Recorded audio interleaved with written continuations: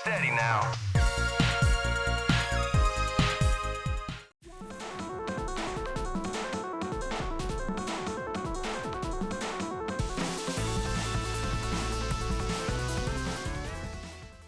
Throughout the lifespan of the Nintendo DS, a great majority of its games attempted to utilise the touchscreen to novel effect. Some proved successful, either buoying their unique ideas or complementing traditional gameplay, while others proved awkward and ill-fitting. Generally speaking, Nintendo themselves had a good grasp on what worked with this new style, so you'd have thought Wario, Master of Disguise would follow suit. However, in the hands of Suzak, something clearly went amiss, as the greedy schemer's puzzle platformer hybrid struggles with several noticeable issues.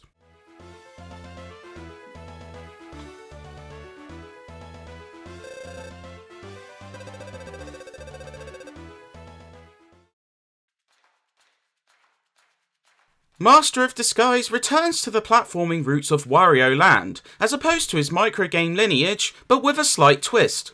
The action is slower paced with a focus on puzzling, and the titular character's plodding speed and lack of deadly jumps encourages scouring the environment.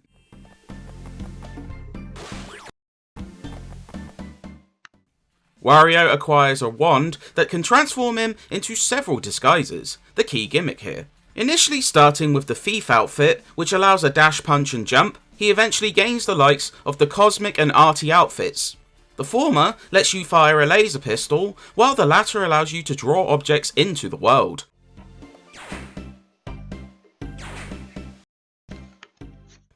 As such, puzzling focuses on utilising these unique abilities to open paths and collect items to further progress.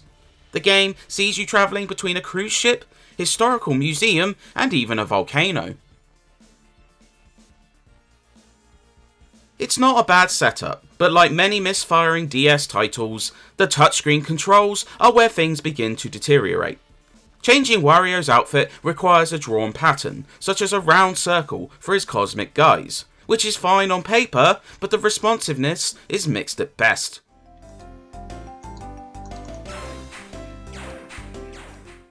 Sometimes they won't register. Other times, you'll end up with the wrong disguise entirely, as a few bear similar patterns which causes overlap. During general exploration, a slow response can be overcome, as there's little pressure.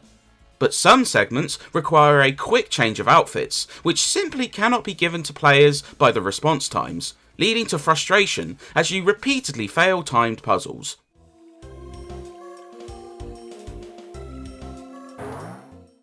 The bosses prove the nadir, as they almost all require quick actions and changes that the controls aren't up to aiding.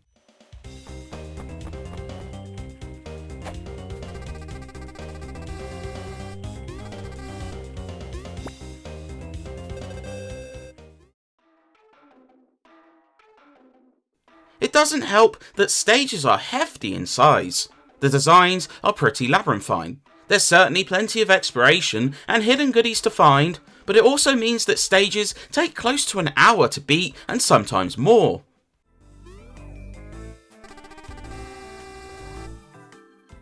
Just as you think levels are ending, a blockade will prevent passage and potentially require backtracking, unless you've luckily acquired an item along the way.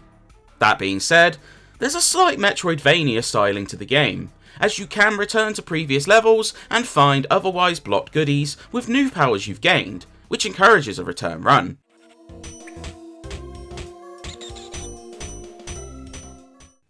That being said, it feels a bit overlong to be truly enticing, as it grows wearisome as you start to reach the 10th and final stage. Worth a mention as well are treasure chests, or rather, how you open them.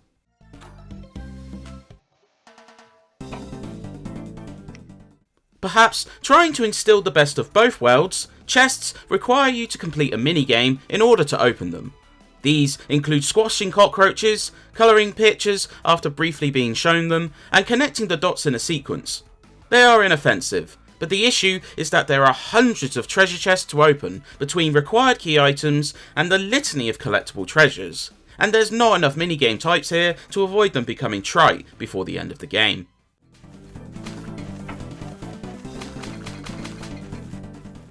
Worse still, failing them deploys bombs which can damage Wario. Bearing in mind, save points are relatively infrequent, and dying restores you to said point, albeit with your current items and progress intact, it can be frustrating.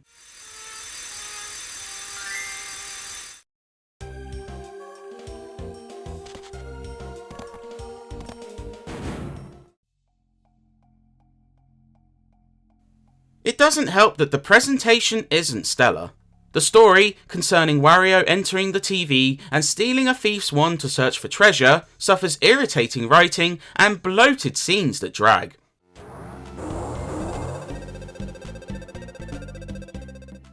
The recurring joke that Wario's thief identity is the purple wind, silent but deadly, tells you all you need to know.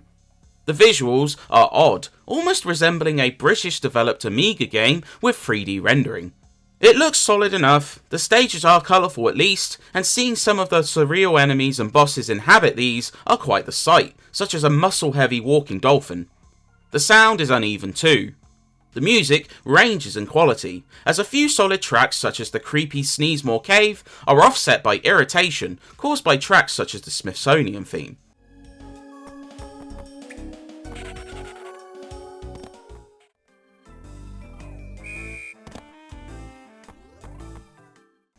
Sound effects can appear crunched, and the bleeps for dialogue grow grating. Wario Master of Disguise proves a disappointing outing for the scheming trickster, and something you'd expect from a third-party publisher rather than Nintendo.